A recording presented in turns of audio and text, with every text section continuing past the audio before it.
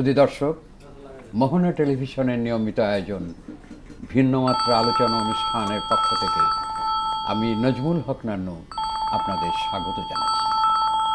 আমাদের আজকের এই আলোচনা অনুষ্ঠানটি সরাসরি সম্প্রচারিত হচ্ছে। তাছাড়াও ইউটিউব এবং ফেসবুকেও এই অনুষ্ঠানটি সরাসরি প্রচারিত হবে। তাছাড়া আগামীকাল সকাল 6:50 আপনারা এই অনুষ্ঠানটি মোহনা টেলিভিশনে পুরোপুরিভাবে আপনারা দেখতে পাবেন। সুতরাং আজকের এই আলোচনা অনুষ্ঠানের বিষয়বস্তু সম্পর্কে আসুন আমরা জানি। আজকের এই আলোচনা অনুষ্ঠানের বিষয়বস্তু হলো বৈদেশিক বিনিয়োগ এর প্রয়োজনীয়তা, গুরুত্ব এবং সম্ভাবনা। এই গুরুত্বপূর্ণ বিষয়ের উপর আলোচনার জন্য আমাদের আমন্ত্রণে দুজন বিশিষ্ট বুদ্ধিজীবী, আলোচক এবং বিশ্লেষক আমাদের এখানে উপস্থিত হয়েছেন। তাদের সাথে আমরা প্রথমেই পরিচিত হই। ডক্টর মোহাম্মদ আলতাফ হোসেন, বিশেষজ্ঞ প্রফেসর, চেংদু বিশ্ববিদ্যালয়, চীন, এবং বিপ্লবী মুক্তিযোদ্ধা ডক্টর সৈয়দ তারিকুজ্জামান, গবেষক এবং লেখক। অনেক ধন্যবাদ আপনাকে। সুধী দর্শক, আজকে আমাদের এই যে আলোচনার বিষয়বস্তুর কথা বললাম, এর বাইরেও দেশে বিদেশে অনেক বিষয় আছে, কিন্তু সব বিষয়ই তো আর আলোচনা করা সম্ভব নয়। এই যে যেমন ধরুন, আমাদের দেশের অভ্যন্তরীণ, আমাদের এখানে পুশিন, বিদেশে একটা বড় রাষ্ট্র, তাদের সেখানে মানুষগুলোকে ঠেলে দিচ্ছে আমাদের বর্ডার দিয়ে। কি অমানবিক! বৃষ্টি হচ্ছে, রোদ হচ্ছে, কোথায় খাবার, শিশুদের জন্য শিশু খাদ্য কোথায়, কোনো কিছুই ঠিক নাই। যদি মানুষগুলো অবৈধ হয় তাহলে সেই দেশে আদালত আছে, তারা গ্রেপ্তার করে আদালতে চালান দিতে পারে, আইন অনুযায়ী বিচার হতে পারে। বিশ্ব বিবেক, জাতিসংঘ বা কারও কোনো মাথা ব্যথা নেই। আমাদের মধ্যে ছোট দেশ, আমাদের বিডিআর, এই দেশপ্রেমিক, আমাদের এখানে বিজেপি আছে, যারা আগে ছিলেন বিডিআর, তাদের সাথে জনগণ কিভাবে সহযোগিতা করছেন আপনারা দেখছেন নিশ্চয়ই। আমরা আশা করি, জানি যে শান্তিপূর্ণভাবে এর একটা সমাধান হোক, সকলেই আমাদের বন্ধু হোক, পার্শ্ববর্তী রাষ্ট্রের যারা আছে, আমরা এটাই কামনা করি। এরপরে ধরুন আরেকটি বিষয়, তা হলো যে আদ্দিন একটা হাসপাতাল, এই হাসপাতালে কেমন অমানবিক একটি কাজ হলো দেখুন, যে জন্মগ্রহণ করার সাথে সাথেই তাদের পৃথিবীর আলো দেখার সাথে সাথেই নিভে গেল। শুধুমাত্র আধুনিক সভ্যতা, বিকশিত স্বাস্থ্য ব্যবস্থার মধ্যে দিয়েও সেখানে ভেন্টিলেশন ছিল না, চিকিৎসা ব্যবস্থা ছিল না, কিন্তু নামটা দেওয়া হয়েছে আদ্দিন। অনেক ধর্মীয় নাম ব্যবহার করে আমাদের দেশের হাসপাতাল বলুন এবং অন্য অন্য ব্যবসা প্রতিষ্ঠান বিভিন্ন যে নাম দিয়ে তারা আয়োজন করেছে এক শ্রেণীর মানুষ একটু দুর্বল হয় যখন এখানে নিজের ধর্মীয় পরিচয় আছে, ইসলাম নাম আছে, ভালো কিছু হতে পারে। কিন্তু এগুলো খুব দুঃখজনক এবং বেদনাদায়ক। এছাড়াও আমাদের বাজেট আসছে, এই বাজেটের উপর আলোচনার প্রশ্ন আছে। গ্রেটেস্ট শো অন আর্থ, আপনারা জানেন যে আমাদের যে ফুটবল, যার জন্য আমরা 4 বছর অপেক্ষা করি, সেই বিশ্বকাপ ফুটবল আছে, কত আলোচনার বিষয় আছে। সুখ দুঃখ, বেদনা, যন্ত্রণা, বিষয় সব কিছুই আমাদের থাকে। তা আসুন আমরা আজকে এই বিষয়ের উপরই আলোচনা করি যে কেমন করে বৈদেশিক বিনিয়োগ বাড়তে পারে। আমি প্রথমেই ডক্টর আলতাফ হোসেন, আপনার কাছে আমি প্রশ্ন করতে পারি এই জন্য যে চীনের মতো একটা এত বড় দেশ, কিভাবে তারা এত বিকশিত হয়েছে, তার কৃষি, শিল্প, বিজ্ঞান, প্রযুক্তি, এআই, পর্যটন কোন ক্ষেত্রে নেই? আমি তো অবাক হয়েছি। আমি 4 বার গিয়েছি, আপনিও গিয়েছেন, আর আপনি তো ওখানে রয়ে গেছেন একজন বুদ্ধিজীবী হিসাবে, একজন সেখানে গবেষক হিসেবে, প্রফেসর হিসেবে, বিজ্ঞানী হিসেবে আছেন আপনি। এছাড়াও আপনি আমাদের বাংলাদেশ চীন মৈত্রী সমিতির আমি সভাপতি, আপনাকে সেখানে আজকে যোগ দিয়েছেন এবং আপনাকে ওখানে লিয়াজো একটা সেক্রেটারি হিসাবে আপনাকে নিয়োগ দেওয়া হয়েছে। আপনি কাজ করবেন, আমাদের বাংলাদেশের জন্য কাজ করবেন। যাতে বিনিয়োগ বৃদ্ধি পায়, আমাদের এখানে আমাদের অর্থনীতি যাতে বিকশিত হয়, সেই পদক্ষেপ আপনাকে গ্রহণ করতে হবে। আমি শুরুতেই একটু কথা আমি বেশি বলছি এই জন্যেই যে এমন যেন কোনো কিছু না হয় যে আমার নিজের দেশের সম্পদ লুণ্ঠন করে আমরা অন্য দেশে নিয়ে যাই। কি অদ্ভুত, কি অদ্ভুত, কি বিচিত্র এই দেশ। কিন্তু আমার দেশে আপনি সেই জন্য বিনিয়োগের জন্য এবং চীনের বন্ধুদের বিনিয়োগের জন্য আপনার প্রচেষ্টা অব্যাহত রাখবেন বলে আমি বিশ্বাস করি। তা আমার প্রশ্ন আপনার কাছে যে বৈদেশিক বিনিয়োগের জন্য এমন কতগুলো বিষয়ের প্রয়োজন হয়, যেমন অবকাঠামো, বন্দর সুবিধার জন্য প্রয়োজন হয়, বিদ্যুৎ এবং শ্রমিক এবং দক্ষ সেখান থেকে কর্মীর প্রয়োজন হয়। এই সব কিছু মিলিয়ে বৈদেশিক বিনিয়োগের এই বাধাগুলো দূর করে কিভাবে আমরা বিদেশি যারা আছেন পুঁজি বিনিয়োগের জন্য, শুধু চীনই নয়, বিশ্বের বিভিন্ন স্থানে আপনার অভিজ্ঞতা থেকে আপনি বিশ্লেষণ দিন। ধন্যবাদ স্যার, আপনাকে অসংখ্য ধন্যবাদ, এবং সেই সাথে আর ধন্যবাদ আমাকে আবার ইনভাইটেশন দেওয়ার জন্য। আসলে চায়নাতে যে আমি তো অনেকদিন থেকেছি, জি, 18 বছর হয়ে গেল। তো এর মধ্যে কিন্তু আমি এর উন্নয়নটা খুব কাছে থেকে দেখতে পেরেছি। আর পাশাপাশি আমি যেহেতু প্রযুক্তি নিয়েও মোটামুটি পরিচিত, তো আসলে বিষয়টা কি, এই যে বিনিয়োগটা কিন্তু একটা আরেকটার সাথে সম্পর্কিত। অবশ্যই অবশ্যই। আপনার এখানে যে মূল যে জিনিসটা তারা ফোকাস করে এবং তাদের যে সুবিধাটা, অ্যাডভান্টেজেস, এটা হলো যে ইকোসিস্টেম, যেটাকে আমরা বাস্তুতন্ত্র বলি। আচ্ছা, সে ধরুন আপনি একটা মোবাইল তৈরি করবেন, এই মোবাইলের জন্য বিনিয়োগকারীরা কী চিন্তা করে, আমি আরও অনেক পয়েন্টস আছে, এর মধ্যে আমি কিছু করি, সে আমি মোবাইলের কথা চিন্তা করি। এই মোবাইলের ডিসপ্লে আছে, চিপস আছে, তারপরে হচ্ছে ব্যাটারি আছে, অনেক কিছু আছে। সো বিনিয়োগকারীরা কিন্তু চিন্তা করে যে সহজলভ্যতা, যেটা হচ্ছে বাস্তুতন্ত্র, যে আমি এই জিনিসটা সহজে পাচ্ছি, এটাকে ইন্টিগ্রেট করতে পারতেছি, সহজে আমি উৎপাদন করতে পারতেছি। এটা কিন্তু তাদের একটা বড় একটা অ্যাডভান্টেজেস। সো এই জিনিসগুলো কিন্তু হচ্ছে যে বাংলাদেশের দিক থেকে, বিনিয়োগের দিক থেকে ফোকাস করা উচিত, যে প্রত্যেকটা সেক্টরে তাকে হচ্ছে আমাদেরকে বাস্তুতন্ত্র বা ইকোসিস্টেম ডেভেলপ করতে হবে। এরপরে হচ্ছে যে আমাদের যে, আমি তো ওখানে থাকি, টোটাল এনভায়রনমেন্টটা দেখেছি, তারা কিন্তু শুধু যে বাস্তুতন্ত্র এটা না, আমাদের যে পরিবেশ, তারপরে হচ্ছে যে দূষণ, তারপরে হচ্ছে যে আনুষঙ্গিক যে পরিবেশগুলা, ঠিক আছে। এরপরে আরেকটা তাদের ফ্যাসিলিটি, এটা বিদ্যুতের কথা আমি বলেছি, বিদ্যুতের প্রয়োজন সঠিক। তো আমি চায়নাতে এতদিন থেকেছি, বন্দর ব্যবস্থার জন্য প্রয়োজন, অবকাঠামো আছে, অবকাঠামো। তো তারপরে হচ্ছে বিদ্যুৎ। আমি ওখানে আসি, ওখানে কিন্তু কখনো বিদ্যুৎ যায় না, যদি যায় তারা আগে থেকে জানায় রাখে যে অমুক সময়ের অমুক টাইমে আপনার বিদ্যুৎ যাবে, আপনারা একটু সাবধান থাকুন বা নিজের প্রয়োজনের ব্যবস্থা হচ্ছে যে এই সময়টা আমরা দুঃখিত, আমরা এই সময় বিদ্যুৎ দিতে পারতেছি না। তো এই যে তাদের হচ্ছে ফ্যাসিলিটিস, তো এরা কিন্তু হচ্ছে যে এই জিনিসগুলো করতে পারতেছে কেন, তারা হচ্ছে কাজে বিশ্বাসী, তারা রিয়েলিস্টিক কথা থেকে কাজে বিশ্বাসী, ঠিক আছে। আরেকটা তাদের একটা ফ্যাসিলিটিস, যেমন হচ্ছে যে আরও কয়েকটা ফ্যাসিলিটিস আছে, আমি বলি যে যেটা হচ্ছে ল্যান্ড অ্যাভেলেবিলিটি, মানে ওদের হচ্ছে কি জমিটা হচ্ছে অনেক প্রাচুর্যতা, যা ওদের হচ্ছে যে যে যখন এটা দরকার হচ্ছে আমি আপনাকে সরাসরি প্রশ্ন করি তাহলে ভালো হবে, কারণ আপনি যে কথাগুলো বলছেন এগুলো কিন্তু আমাদের এখানে আছে। আমরা ল্যান্ড আমরা দিচ্ছি তাদের, জি, এবং যোগাযোগ ব্যবস্থার জন্য কি আছে, অবকাঠামো কি আছে, সমস্ত কিছুই কিন্তু আমরা তাদেরকে দিচ্ছি। তাদের সাথে যখন বিদেশিরা যখন বিনিয়োগ করবে, তখন তো এই জিনিসগুলো তো তারা পরীক্ষা নিরীক্ষা করবে, পরীক্ষা নিরীক্ষা না করে তো বিনিয়োগের জন্য আসবে না। সঠিক। সুতরাং সেই ক্ষেত্রে আমার মনে হয় যে আপনি ওইভাবে বলুন যে বিনিয়োগের জন্য ল্যান্ড, বিনিয়োগের জন্য রাস্তাঘাট, বিদ্যুৎ, এই প্রসঙ্গগুলো বলুন। আপনাকে আমি পরে আসবো।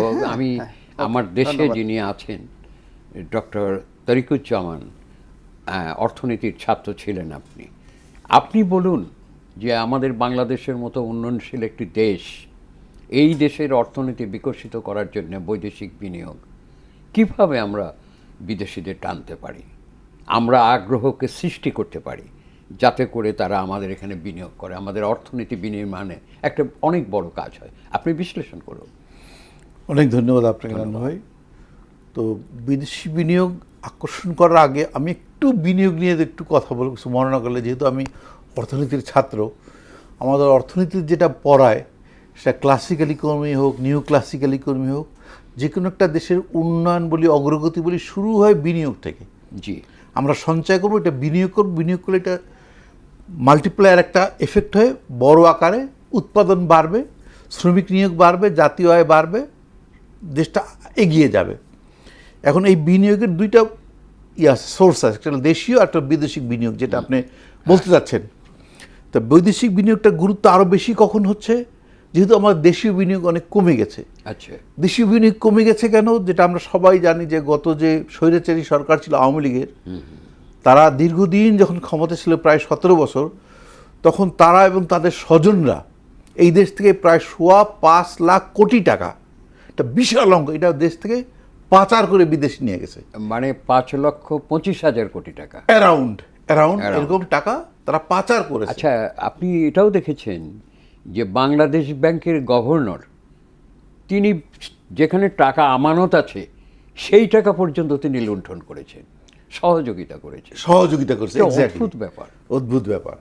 তো এইটা আরেকটা খারাপ লাগে কোথায়, আমরা যখন বলি দীর্ঘদিন যে আমরা যখন উপনিবেশিক আমলে জি। আমাদের কাছ থেকে ব্রিটিশরা টাকা লুট করে তাদের দেশ নিয়ে যেত, পাকিস্তান আমলে আমরা বলতাম যে পাকিস্তান আমাদের টাকা পাকিস্তান নিয়ে যায়, আর তার চেয়ে অনেক বড় অঙ্কের টাকা কিন্তু আমাদের দেশের লোকরা আমাদের দেশ থেকে নিয়ে ধনী দেশগুলোকে বিনিয়োগ করছে, ওই দেশগুলোকে উন্নত করছে। কোন কোন দেশ তারা নিয়ে গেছে? ইংল্যান্ডে বড় তারা আমেরিকায় পাচার করছে, কানাডায় পাচার করছে, দুবাই, ওখানে ওই সব মালয়েশিয়া, আপনি সিঙ্গাপুর। ব্যবহার করুন।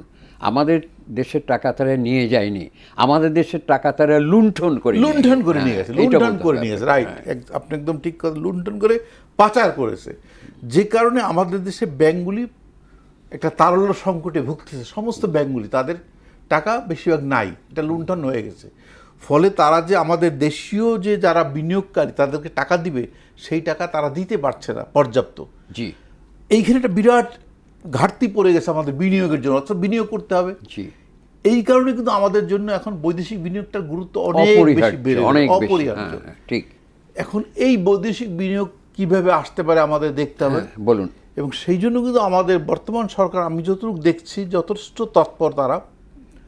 তারা প্রথমেই বলছে আমরা সব দেশের সাথে, আমরা প্রথম বাংলাদেশ, শেষ বাংলাদেশ, জীবন বাংলাদেশ, মরণ বাংলাদেশ, যেটা জিয়াউর রহমান সাহেব পছন্দ করতেন। সুতরাং এইটার জন্য আমরা যে সমস্ত দেশ থেকে আমাদের বিনিয়োগ আসার সম্ভাবনা আছে, সেইটার কি কালার, আমরা কালার দেব না, আমাদের কালার দেওয়ার দরকার নেই।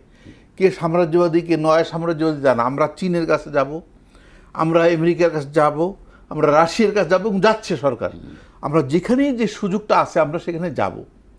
এবং আমরা দেখছি যে গত যে বেশ কয়েক বছর এই দেশে যত বিনিয়োগ হয়েছে, সেখানে কারা বিনিয়োগ করছে, সেখানে তারাই কিন্তু আমাদের সম্ভাব্য বিনিয়োগকারী হবে।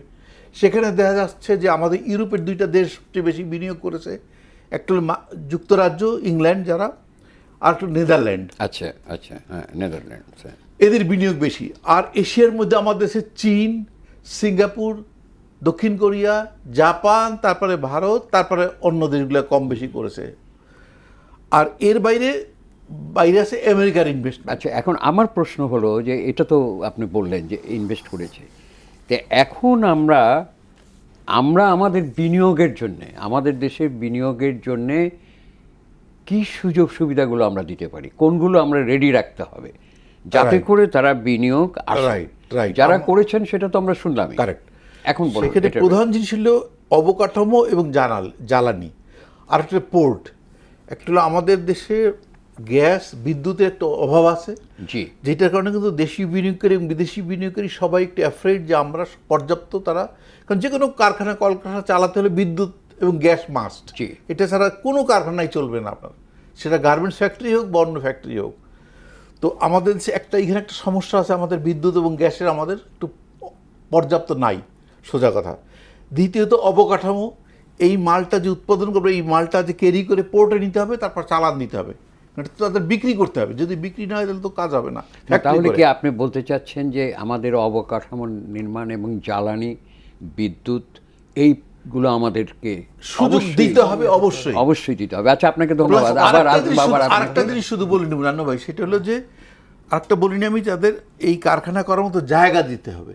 না, সেটা তো ফলে ইপিজেড ওটা যেগুলো তো বলার প্রয়োজন বিভিন্ন হয় না, জায়গায় ওটা যে তো ইপিজেড অবশ্যই গুলো দিতে করেছে, হবে। আপনি জানেন যে অনেক জায়গায় ইপিজেড করেছে, এবং চীনারা অনেক দিক থেকে যে সরকার চাচ্ছিল, চাইনিজ সরকার, যে তারাও একটা অঞ্চল চাচ্ছিল যেখানে তারা অনেক কলকারখানা করবে, তো এটা কিন্তু অনেকদিন আটকে রাখছে, দেওয়া হয় নাই। কিন্তু 2-3 দিন আগে পেপারে দেখলাম বর্তমান সরকার তাদেরকে আনোয়ারার দিকে একটা বড় জায়গা দিচ্ছে। অবশ্যই দিলে পরে আমরা এখানে অনেক চাইনিজ ইনভেস্টমেন্ট আশা করতে পারি, এবং সেখান থেকে পোর্টে নিতে পারলে, এবং পোর্টটাকে আরেকটু চালু করতে হবে, অবশ্যই ধন্যবাদ modernize আপনাকে। করতে এই হবে। প্রসঙ্গে আসছি যে যেহেতু সরকার উদ্যোগ গ্রহণ করছে যে আমাদের বন্ধু রাষ্ট্র চীন, চায়না এখানে আসবে, তার জন্য তারা তাদের সেই যা চেয়েছিল, তারা যেভাবে একটা বিনিয়োগ সম্ভাবনা হয়, সেটা ডক্টর তারিকুজ্জামান বললেন। আপনি বলুন, বিশ্লেষণ করে বলুন যে এইভাবে যদি আমরা বিদেশি বিনিয়োগে আমন্ত্রণ জানাতে, শুধু চায়না নয়, আরও অনেক দেশ আসতে পারে, তাহলে আপনার গ্যাস, বিদ্যুৎ, জ্বালানি, পোর্ট ব্যবস্থাপনা, ট্রান্সপোর্ট এবং আপনার যোগাযোগ ব্যবস্থার আপনার কোনো রকম ধরনের যেন বাধা না থাকে আর কি, সেই রকম একটা অবস্থা সকলে চায়। আমরা সেটা করা দরকার। আপনি বলুন, চায়নার অভিজ্ঞতার থেকে আপনি বলুন। ধন্যবাদ আবার আমাকে ফলো দেওয়ার জন্য।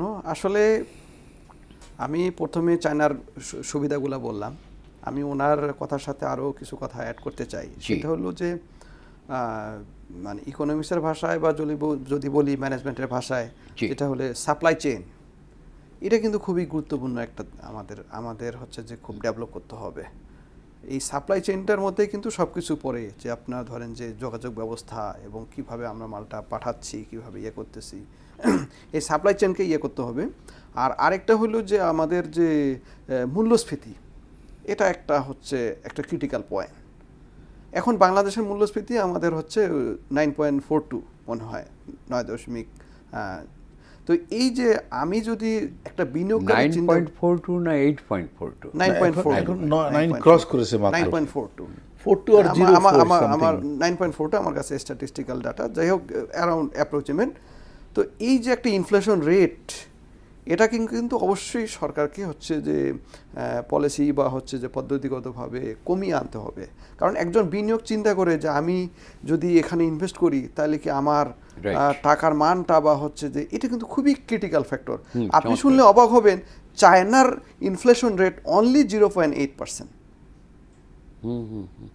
ঠিক বলেছেন, অনলি 0.8%। আমি যদি চায়নার ব্যাংকে ওদের কারেন্সির নাম হচ্ছে RMB বা ইউয়ান বলে, তো ওখানে যদি আমি কোনো স্কিমের মধ্যে বা কোনো বন্ডের মধ্যে না রেখে শুধু অ্যাকাউন্টে যদি টাকাটা ফেলে রাখি, তারপরেও আমি হিসাব করে দেখছি যে বাংলাদেশের যে সঞ্চয়পত্র হোক বা হচ্ছে বিভিন্ন বন্ড হোক বা হচ্ছে সুকুক বন্ড হোক, অলমোস্ট হচ্ছে যে ধরেন যে সিমিলার। সো এই যে একটা ইনফ্লেশন রেট, এটাকে কিন্তু অবশ্যই আমাদের কন্ট্রোলে আনতে হবে ফরেন ইনভেস্টর। এটা একটা গুরুত্বপূর্ণ পয়েন্ট। জি, তো এই যে হচ্ছে সাপ্লাই চেইন, তারপরে হচ্ছে রাইট, এরপরে হচ্ছে যে আমরা যে বিদেশি বিনিয়োগকারীদের দেখুন, চায়নাতে যখন তারা একটা ফরেন কান্ট্রি বা ফরেন ইনভেস্টর আসতেছে, বা ওদের নিজস্ব যে বিনিয়োগকারীগুলা কেন এত সাহস পায়, বা হচ্ছে যে প্রথমে আমি বললাম একটা বাস্তুতন্ত্র, ইকোসিস্টেম। এরপরে আমরা আরেকটা বড় ক্রাইটেরিয়া বলতে পারি, সেটা হলো যে একটা বড় একটা মার্কেট। ওদের দেশে 140 কোটি মানুষ, তো এটা কিন্তু তারা হচ্ছে যে কোনো একটা প্রোডাক্ট ডেভেলপ করে তাদের দেশেই খাওয়াইতে পারে। বাংলাদেশও কিন্তু একটা বড় মার্কেট।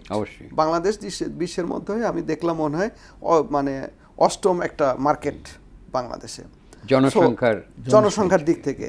সো তাদেরকে কিন্তু এই সুযোগ সুবিধা যে বাংলাদেশে ইনসিস্ট করতে হবে যে হ্যাঁ, আমাদের দেশে একটা বড় মার্কেট আছে, আপনারা হচ্ছে যে এখানে উৎপাদন করুন, বাইরেও পাঠান, আমাদের দেশেও সেল করুন, এটা কিন্তু আমাদের প্রমোট করতে হবে। আচ্ছা, চমৎকার। হ্যাঁ, প্রমোট করতে হবে। এই যে হচ্ছে যে তারপরে হচ্ছে যে আমাদের আরেকটা জিনিস করতে হবে, ওদেশে যে হচ্ছে যে R&D মানে গবেষণা খাতটা, এই গবেষণা খাতটাকে আমাদেরকে খুব মানে উন্নত মানের করতে হবে।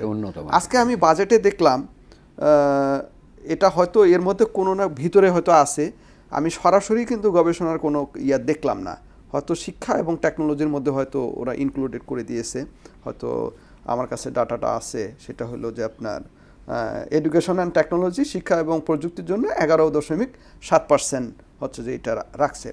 তো এটার জন্য কিন্তু আলাদাভাবে গবেষণার জন্য কিন্তু এটা আলাদাভাবে, আপনি কোথায় পেলেন? এটা হচ্ছে বাজেটের হচ্ছে যে ইয়াটা আমাদের হচ্ছে যে এই বাজেট অধিবেশনের এই ডাটা 2026-27-এর ডাটা, মানে শিক্ষা এবং প্রযুক্তির জন্য 11.7% রাখছে পত্রপত্রিকা আসছে মনে হয়। পত্রপত্রিকা। আমি হচ্ছে যে পত্রপত্রিকা আসছে, আগামীকাল বাজেট পেশ হবে আগামী। হ্যাঁ, এটা মানে বাজেট মানে পেশ হওয়ার পরেই অ্যাডভান্স, আমরা কথা রাইট? বলবো। না, আচ্ছা, Exact যাই হোক, এটা জানতে তো পারবো। আর আমি বোধহয় এখানে বোধহয় বিরোধী দল বোধহয় একটা বাজেটের উপরে একটা করেছে, তাই না? সঠিক, একটা বিকল্প বাজেট সঠিক। উত্থাপন। তো আচ্ছা। যেটাই করুক, আমার মূল ফোকাস হচ্ছে যে গবেষণার জন্য কিন্তু আমাদের একটা ইয়া করা উচিত। অবশ্যই, চমৎকার, কারণ চমৎকার গবেষণা কথা, গবেষণা। গবেষণাই কিন্তু হচ্ছে যে এই ইকোসিস্টেমের মধ্যে পড়ে। আমাদেরকে যখন আমরা একটা হচ্ছে যে এই একটা গবেষককে ভালো একটা ভ্যালু দিব, চায়না কিন্তু একটা গবেষককে অনেক ভালো ভ্যালু দেয়, বা হচ্ছে যে অবশ্যই। যারা ইয়ে করে তারাই কিন্তু হচ্ছে যে এই যে তাদের যে ইনপুটগুলা, তাদের ইনপুটগুলোই কিন্তু হচ্ছে যে মার্কেট আউটপুট দিতে পারতেছে, যেটাকে আমরা বলি হচ্ছে টেকনোলজি ট্রান্সফার। হ্যাঁ, যে আমরা যখন একটা গবেষণা করি, এটা কিন্তু তাদের পদ্ধতি আছে যে হচ্ছে যে আমরা কিভাবে এইটাকে মার্কেটে দিব। হ্যাঁ, এটাকে টেকনোলজি ট্রান্সফার বলে। তারপরে হচ্ছে যে এই জিনিসগুলো কিন্তু চায়নাতে অনেক পপুলার। জি, জি। হ্যাঁ, এগুলো নিয়েও আমি কাজ করতেছি, হয়তো ভবিষ্যতে আরও ভালো করতে পারবো ইনশাল্লাহ। তো এই জিনিসগুলোকে আমাদের অনেক ফোকাস করতে হবে, টেকনোলজি ট্রান্সফার, যে কিভাবে আমাদের দেশে গবেষণা বৃদ্ধি করে। আচ্ছা, এইটার সাথে আরেকটা কানেক্টর আছে কি, একটা man power, skill man power. আচ্ছা। তো এইটা কিন্তু যখন একটা বিনিয়োগকারী একটা দেশে আসে, তো ওরা কিন্তু চিন্তা করে যে আমার হচ্ছে যে এই ম্যান পাওয়ারটা হচ্ছে যে কত স্কিলড। কারণ একটা ম্যান পাওয়ার আপনি ধরেন যে চায়না থেকে আনতে অনেক কিন্তু খরচ হয়ে যায়, অনেক খরচ। একটা বিদেশ থেকে আনতে অনেক খরচ মানে হয়ে যায়। Skill man power, Skill manpower খুবই একটা গুরুত্বপূর্ণ একটা criteria। আচ্ছা, দুজনই একটি বিষয় বোধহয় একমত হবেন, জি। এটা না বলেই আমি পারছি না। সেটা হলো সবচাইতে বড় বাধাগ্রস্ত হচ্ছে দুর্নীতি। সঠিক, এই দুর্নীতিকে দূর করতে হবে। সঠিক। আর এই দুর্নীতি দুর্নীতিকে আপনার হচ্ছে যে ক্যান্সারের রোগের আমি- মতো বসবাস করছে আমাদের সমাজের একেবারে খুব সঠিক। গুরুত্বপূর্ণ স্থানগুলোতে। এখানে এটা আছে। না, অর্থাৎ আমি যারা এটার সাথে বড় বড় বলবো কি- প্রজেক্টগুলো নির্মাণ করবেন, সেখানে গবেষক বলুন, ওই তথ্য প্রযুক্তি ইঞ্জিনিয়ার বলুন, গবেষক বলুন, বিজ্ঞানী, ব্যুরোক্র্যাট এবং টাকাওয়ালা মানুষ একসাথে বসে যখন করছেন, সঠিক। এর পেছনে দুর্নীতি একটা বিরাটভাবে কাজ করছে। দুর্নীতি সেটা তো আমরা করতেছে, অতীতের ইয়ে বিভিন্ন করতেছে। বড় বড় প্রজেক্টে দেখেছি, সেখানে ব্রিজ নির্মাণ দেখেছি, সেখানে অনেক কিছুই আমরা এগুলো তো দেখেছি। এটা আমি ওটার সাথে ইয়া করতে চাই, কিন্তু আমাদের মূল যে আমরা মূল যদি আসি, আমাদের কিন্তু আস্থা, এই আস্থাটাকে আমাদেরকে মানে অর্জন আচ্ছা, করতে হবে আমরা বিনিয়োগকারীদের। জি। কিছু সময়ের জন্য, শ্রোতা দর্শক, আমরা কিছুক্ষণের জন্য আমরা বিরতি দিচ্ছি, অনুগ্রহ করে থাকুন, আবার আমরা আসব।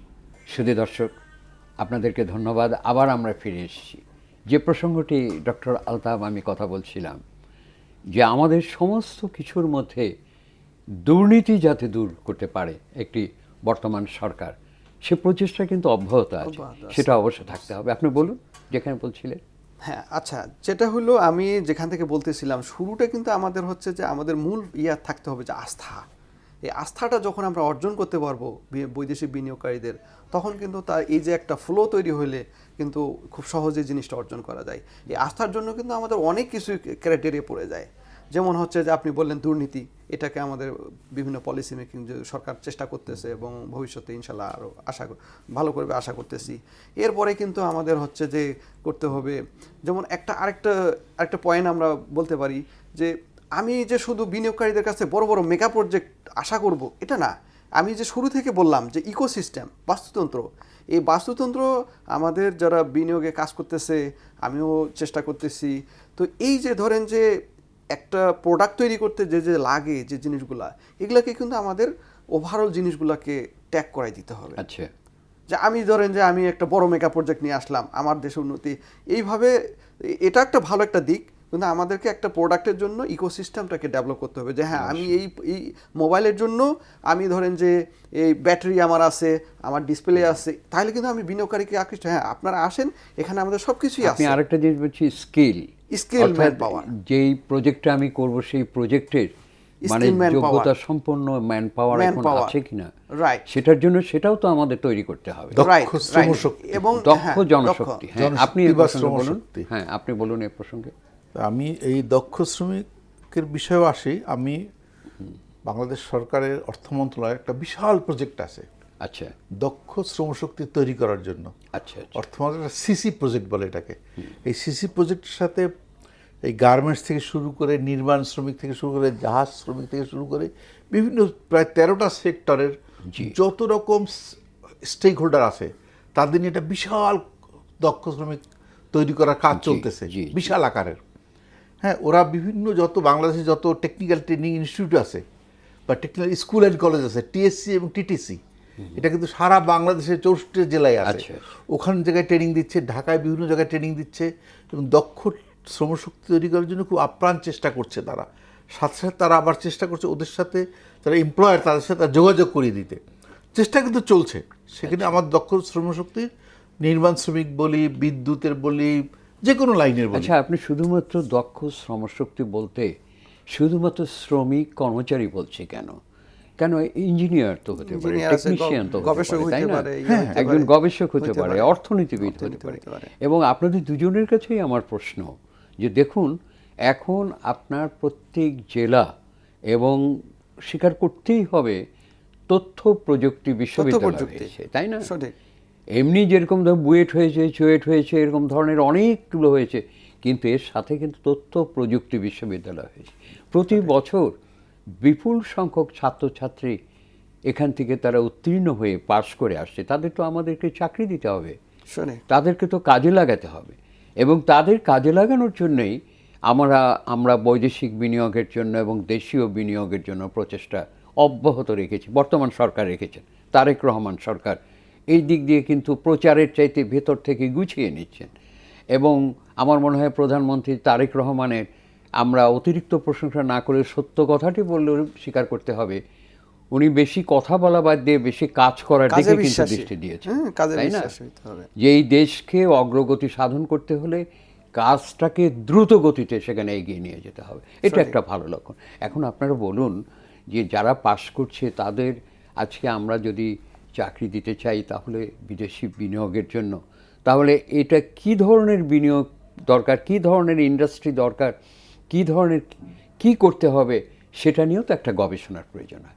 যেমন একটি উদাহরণ আপনারা নিন, যে উত্তরবঙ্গ এবং অন্যান্য জায়গায় বিপুল পরিমাণ ফল যেমন আম হচ্ছে, কিন্তু সেখানে কৃষিভিত্তিক কিন্তু কোনো ইন্ডাস্ট্রি নেই। এই সাধারণ জিনিসটা কারো চোখে পড়লো না, যেখান থেকে যদি ফলের রস যদি কৃষিভিত্তিক ইন্ডাস্ট্রি হয় আমরা বিদেশে এটাকে রপ্তানি করতে পারি। রপ্তানি করতে হবে। এরকম ধরনের বাংলাদেশে বিপুল সংখ্যক সম্ভাবনা আছে, বিপুল সম্ভাবনা আছে, যেদিকে আমরা কেউ দৃষ্টি দেইনি, দেওয়া উচিত, তাই না? এদিকে সুদৃষ্টি দেওয়া উচিত, সত্য অবশ্যই। কথা বলতে। এখন বলুন, আপনি বলুন আর কি, তাহলে আমরা বিদেশি বিনিয়োগের জন্য আর কি কি পদক্ষেপ গ্রহণ করব বলুন। আচ্ছা, আমরা ওখানে যেটা হচ্ছে যে প্রথমে তো হচ্ছে গবেষণাটা বললাম। জি। আরেকটা হচ্ছে যে কি, আমরা এই যে সাইট কিছু কিছু জিনিস আছে, এটাকে কিন্তু বৈদেশিক বিনিয়োগকারীরা অনেক যারা বিদেশি আছে অনেক জি। গুরুত্বপূর্ণ ইয়ে দেয়। যেমন ধরুন যে আপনার ভেজালমুক্ত খাবার, তারপরে হচ্ছে যে নিরাপদ পরিবেশ, সিকিউরড এনভায়রনমেন্ট, জি। যে আপনার সিকিউরড এনভায়রনমেন্ট, যে আমি এখানে আসবো আমার কোনো নিরাপত্তার এটা খুব চমৎকার কথা, খুবই সিকিউরিটি। হ্যাঁ, আপনার নিরাপদ পরিবেশ, ভেজালমুক্ত খাবার, এরপরে হচ্ছে যে আপনার এই যে গ্রিন এনভায়রনমেন্ট, যে আমি কিন্তু বিদেশে এগুলা হচ্ছে চায়নাতে দেখছি, এগুলো কিন্তু তারা খুবই গুরুত্ব দেয়। যেমন আমাদের শহরে চেংদু শহরে ওনারা করছে কি, যে একটা 100 কিলোমিটার শুধু রাস্তা করে দিয়েছে শুধু সাইকেল চালানোর জন্য। ঠিক আছে? তো এটা কিন্তু হচ্ছে যারা নেটিভ আছে, যারা ওই দেশের নাগরিক আছে, তারাও সুবিধা পাচ্ছে, আমরাও সুবিধা পাচ্ছি। তো এই যে ধরেন যে আমাদের শহরটাকে, এটাকে যেমন তারা একটা আইডিওলজি দিয়ে ইয়ে করে যে a city you come but do not live, হচ্ছে এই শহরটাতে আসবেন কিন্তু আপনি যেতে চাবেন না। কেন যেতে চাবেন না?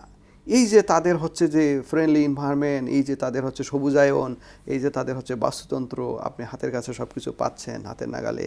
তো এই জিনিসগুলোকে কিন্তু হচ্ছে যে ফরেন ইনভেস্টরের জন্য আমি অনেক কিছু চেষ্টা করলাম। আপনি আসবেন কিন্তু আপনার যেতে চাইবেন না। যেতে চাবেন না। আচ্ছা, এই দর্শনটা কোত্থেকে আসছে জানেন? আপনি শুনে রাখেন।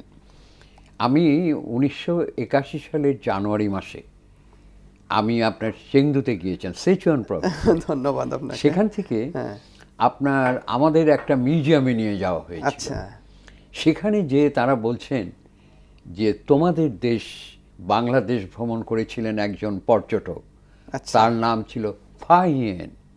এই ফাহিয়েন বলেছিলেন যে বাংলাদেশ এমন একটা দেশ যেখানে প্রবেশের অনেক রাস্তা আছে কিন্তু বের হওয়ার কোনো রাস্তা নাই। এত চমৎকার সোনার বাংলাদেশ, সোনার বাংলাদেশ। যে যেখানে গেলে আর ফিরতে মন চায় না। ফিরতে মন চায় ওই না। একই দর্শন কিন্তু ওই একই প্রভিন্সের, সেচুয়ান প্রভিন্সের চেংদুতে আপনি কিন্তু এই কথাটা আজকে বললেন। আমার মনে হয় কথাটা ওখান থেকেই এসছে, কারণ আমাদের ওখানে তারা এটাকে বুঝিয়ে দিলেন। তা আমরা বললাম এটা তো আমরা পড়েছি স্কুলে, ছোটবেলায় পড়েছি এটা। এই যে ধরেন যে ওনাদের যে ওখান যে রাস্তাঘাটগুলা, জি, এটা আসলে অনেক হচ্ছে যে আপনার মানে যেমন শহরটাকে তারা বিভিন্ন আইডিওলজিতে সাজাইছে। একটা হলো ধরেন যে আপনার এই যে একটা শহর আপনি আসবেন আর ফিরে যেতে চাবেন না। আরেকটা হচ্ছে যে পার্ক সিটি, জি। এটা কিন্তু অনেক পপুলার এখন। তো এই জিনিসগুলো হচ্ছে বিদেশিরা অনেক হচ্ছে যে যারা ফরেন ইনভেস্টর ওরা আসে, যখন আসার পরে দেখে যে এখানে হচ্ছে যে এত দূষণ, এত আপনি ওই একটি কথা বলেছেন যে দূষণ।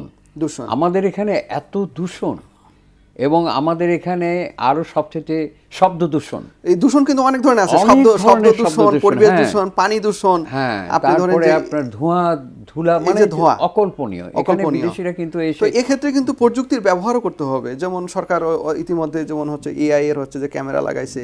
যেমন চায়নাতে আমরা দেখতে পারি যে ধোঁয়া একটা গাড়ি থেকে বের হচ্ছে কতটুকু, এইটাও কিন্তু একটা হচ্ছে যে সেন্সর আছে, বিভিন্ন জায়গায় জায়গায় বসানো আছে।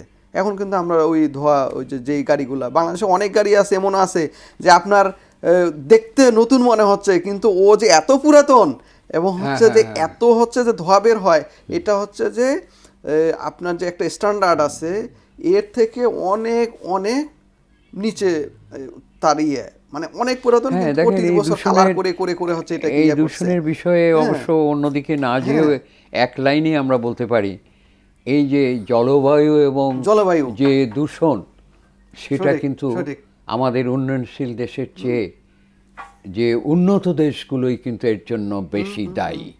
ঠিক কথা কিনা? জলবায়ু এবং বিশ্বের যে দূষণ প্রক্রিয়া, সে এত ভয়াবহ আকারে হয়েছে যেহেতু তারা যে ইন্ডাস্ট্রি নির্মাণ করেছেন, এই দূষণকে তারা রোধ করার মতো সেখানে বিকল্প কোনো কিছু নেই। যেটা জলবায়ু সম্মেলন হয় প্রায়, এবং বিক্ষোভ হয়, আন্দোলন হয়, সংগ্রাম হয় যে দূষণটাকে কমাতে হবে এবং সাবসিডি দিতে হবে এদেরকে। একটা আন্দোলন হয় না, যেখানেই হোক না কেন, এগুলো হচ্ছে। তো যাই হোক, আমাদের দেশের কথায় আমরা আসি যে তাহলে বিনিয়োগের জন্য আপনারা দুজন মিলে যে অবকাঠামোগত অবকাঠামোর সাথে আমি আরেকটু দুইটা পয়েন্ট অ্যাড করতে চাই, যেটা হলো যে আমরা বিদেশিরা কিন্তু ফরেন ইনভেস্টর আরেকটু কিছু বিষয়গুলো ফোকাস করে, যেটা হলো পলিটিক্যাল স্টেবিলিটি, হ্যাঁ, রাজনৈতিক স্টেবিলিটি, এবং এই দেশে হচ্ছে কতটুকু হচ্ছে যে গভর্নমেন্ট স্টেবিলিটি আছে, এই জিনিসগুলো। কারণ হচ্ছে যে তারা যখন একটা ইনভেস্ট করে তখন কিন্তু চিন্তা করে যে আমার হচ্ছে এটা কতটুকু ইয়া থাকবে, মানে কতদিন পর্যন্ত আমি সাস্টেইন করতে পারবো। ওরা কিন্তু চায় নিরাপদ, কারণ এর আগে তো দেখা গিয়েছে 3 মাস হরতাল হয়েছে। সঠিক। তো এই জিনিসগুলো কিন্তু তারা ফোকাস করে। সো আমাদের সরকার, নতুন সরকার অনেক ভালো করতেছে, আশা করি আরো ভালো করবে, এবং এই জিনিসগুলোতে আমি আশা করি তারা অনেক পলিসিগত দিক থেকে অনেক ভালো ইয়ে করবে। জিনিস আছে যদি আমি অ্যাড করেছিল যে আমাদের বিদেশি এখানে ইনভেস্ট করতে হলে বিভিন্ন এজেন্সি থেকে অনেক রকম অনুমতি নিতে হয়। তো আপনি যেটা বলছেন দুর্নীতির সাথে আরেকটা জিনিস আছে, আমলাতান্ত্রিক জটিলতা। ওনারা যখন আসেন পারমিশন চায় তখন অনেক এজেন্সির কাছ থেকে ওদের ঘুরতে হয় পিছে পিছে। এই ঘুরতে গিয়ে অনেক সময় নাকি অনেক দুর্নীতির ব্যাপারও জড়িয়ে যায়। অবশ্যই। এবং ফাইল পড়ে থাকে দিনের পর দিন, ফলে ওরা বিরক্ত হয়ে অন্য দেশে চলে যায়। কারণ আমাদের দেশে অনেক বিনিয়োগকারী এসে পরে ভিয়েতনামে চলে গেছে, এটা অনেক পত্রপত্রিকা। ঠিক, সত্য। এবং এইটার জন্য যে এজেন্সিটা ছিল বিডা, আমাদের দেশে বিডা, এই বিডাটা ছিল অসম্ভব একটা ব্যুরোক্রেটিক একটা এজেন্সি। এখান থেকে পারমিশন নিতে হতো সমস্ত বিদেশি বিনিয়োগকারীদের। তো যেটা ইদানিং যেটা হয়েছে যে তত্ত্বাবধায়ক গভর্নমেন্টের সময় বিডার যে একটা ইয়াং ছেলেকে নিয়ে আসছে, আপনারা জানেন, ওই ছেলেটা খুব ডায়নামিক, এবং এখনকার বর্তমান সরকার তাকে রেখে দিয়েছে আর চেয়ারম্যান। তো এখন কিন্তু একটু গতিশীলতা আসছে বিডার কাজে। যে একটা আশাবাদী জিনিস দেখতে পাচ্ছি, যে কারণে আমরা দেখলাম যে আমি যে ডাটা দেখলাম গত 5 বছরের, আমাদের 19 সালের পর থেকে এফডিআই যেটা বলে foreign direct foreign investment, foreign direct investment FDI, FDI এটা কিন্তু 19 সালে যেটা ছিল, তারপর 20, 21, 22 কমতেছিল দিন দিন। আচ্ছা 24 সাল পর্যন্ত ডাউনওয়ার্ড ট্রেন্ড ছিল। আচ্ছা 25 সালে এই ছেলেটা আসার পরে কিন্তু 25 সালে দেখলাম অনেকটা আগাইছে, আবার বেড়ে গেছে। আগাইছে মানে এখন মনে হয় $1.77 বিলিয়ন, 77 বিলিয়ন ডলার, সেটা 2025 সালের ডাটা। কিন্তু আপনি শুনে অবাক হবেন, চায়নাতে কিন্তু এফডিএ এর ইয়াটা অ্যামাউন্টটা অনেক বেশি, অনেক এটা বেশি। অনেক ট্রিলিয়ন ক্লাবের। তাই না? 3.98 হচ্ছে যে 2025 এ ছিল, এবং 2026 এ অলরেডি $3.6 ট্রিলিয়ন তারা ক্রস করে ফেলছে। তো তাদের এই যে হচ্ছে পদ্ধতিগত যে হচ্ছে যে হচ্ছে ইয়াটা সিস্টেমটা, পুরো সিস্টেমটা তারা ডেভেলপ করতে পারছে। তো আমাদের এই সমস্ত দিক থেকে কিন্তু ওভারঅল দিক থেকে ইয়ে করতে এবং হবে। আমাদের কিন্তু নামতে নামতে 24-এ আসছিল $1.26 বিলিয়ন। আচ্ছা 1.26 থেকে 1.77 যেটা বললো, 77 মোটামুটি একটা ভালো জাম্প করছে কিন্তু এই গত বছর। এখন এই ছেলেটা ইয়াং ছেলে এবং বর্তমান কিছু সরকার policy তাকে নিয়েছে, রেখেছে, আমি হচ্ছে- এবং কিছু পলিসি নিয়েছে, এখন একটু policy- ডাইনামিক হচ্ছে। পলিসির মধ্যে যেমন হচ্ছে 180 দিনের একটা পলিসি, আবার হচ্ছে যে এই সমস্ত প্রক্রিয়াটাকে, এই আমলাতান্ত্রিক প্রক্রিয়াটাকে সহজ করার জন্য বাংলা বিস নামে একটা হচ্ছে প্ল্যাটফর্ম তৈরি করা হয়েছে, যেখানে সব ইয়াগুলো আপনি এক প্ল্যাটফর্মের মধ্যে পাবেন। এটা অবশ্যই একটা ভালো দিক। হ্যাঁ, তো এবং বর্তমানে একদল আমাদের বিনিয়োগকারী, আমাদের ব্যবসায়ীরা আমেরিকায় গিয়ে রোড শো করতে গেছে। 7 দিনের রোড শো হচ্ছে, কিন্তু কি জন্য, যে আমাদের পণ্যগুলো যে আমেরিকাতে আরো বেশি বিক্রি হয়। কারণ আমাদের সবচেয়ে বড় মার্কেট কিন্তু আমেরিকা। আমরা যাকে অপছন্দ করি, সাম্রাজ্যবাদ বলি, কিন্তু আমাদের কিন্তু এক্সপোর্ট মার্কেটে সবচেয়ে বড় মার্কেট হচ্ছে আমেরিকা। প্রায় 8.5 বিলিয়ন আমরা হ্যাঁ, এক্সপোর্ট করি আমেরিকার মার্কেটে। আপনাকে ধন্যবাদ, আপনাদের দুজনকে। কিন্তু এই বিষয়ে আমি এখানে ইতি টানতে চাই, দুজনকেই ধন্যবাদ। কিন্তু অন্য একটি বিষয় আমরা এই স্বল্প সময়ের মধ্যে আলোচনা করি। তার আগে আমি একটি কথা বলে নিই, সেটা হলো আদ্দিন হসপিটালের যে ঘটনা ঘটেছিল, আমি স্বাস্থ্যমন্ত্রীকে ধন্যবাদ জানাই যে তারা যে শোকজ দিয়েছিলেন, সেখান থেকে উনি বলেছেন যে আমরা যা জানতে চেয়েছিলাম সেটা পাইনি, সুতরাং তাদের বিরুদ্ধে আইনগত ব্যবস্থা নেওয়া হবে। আমরা মনে করি কঠোর ব্যবস্থা আইনগতভাবেই নেওয়া হোক, কারণ স্বাস্থ্যক্ষেত্রে মানুষের সাথে যে প্রতারণা করা হয়, যে শোষণ নির্যাতন করা হয়, অবহেলা করা হয়, অবজ্ঞা করা হয়, তারও একটা সীমা অতিক্রম করে গেছে। স্বাস্থ্যমন্ত্রী, আশা করি সুধীধর স্বাস্থ্যমন্ত্রী এটার ব্যাপারে আইনগতভাবে উনি ব্যবস্থা গ্রহণ করবেন। অন্য একটি বিষয় যেটা আপনারা দুজনই হয়তো একটু আনন্দিত হবেন, আমি নিজেও খুশি, আগামীকালই গ্রেটেস্ট শো অন আর্থ, সেই বিশ্বকাপ ফুটবল শুরু হবে। সেই উন্মাদনা চারিদিকে ছড়িয়ে পড়েছে। আমাদের দেশের ফুটবল টিম যায়নি বটে, কিন্তু আমরা ব্রাজিল, আর্জেন্টিনা এবং অন্য যে দল আছে সকলেই কোনো না কোনো কিছু সমর্থন করে এই আনন্দে আমরা সামিল হব। এবং আমরা আশা করি যে অদূর ভবিষ্যতে আমাদের দেশের ছেলেরাও এমনিভাবে বিশ্বকাপ ফুটবলে অংশগ্রহণ করতে যাবে, এটা নিশ্চয়ই আমরা আশা করি। নিশ্চয়ই আশা করি। এবং এই বিশ্বকাপ ফুটবলের জন্য যে সাধনা, যে নিষ্ঠা এবং সরকারের তরফ থেকে যে সহযোগিতা নিশ্চয়ই পাওয়া যাবে। এবং এটা আমরা আশা করি যে greatest show on earth Bangladesh যাবে, এই আশাবাদ ব্যক্ত করে। জিনিস হলো যে আমাদের যিনি স্পিকার, উনি কিন্তু নামকরা ফুটবল প্লেয়ার ছিলেন। একসময় কিন্তু উনি পুরো পাকিস্তান টিমের ক্যাপ্টেন হিসেবে খেলতেন। সকলেই আমরা এই আশাবাদ ব্যক্ত করে আমরা এখানে শেষ করছি। শুধু দর্শক, আমাদের অনুষ্ঠান এখানে শেষ করছি। আপনাদেরকে অনেক ধন্যবাদ। শুভরাত্রি।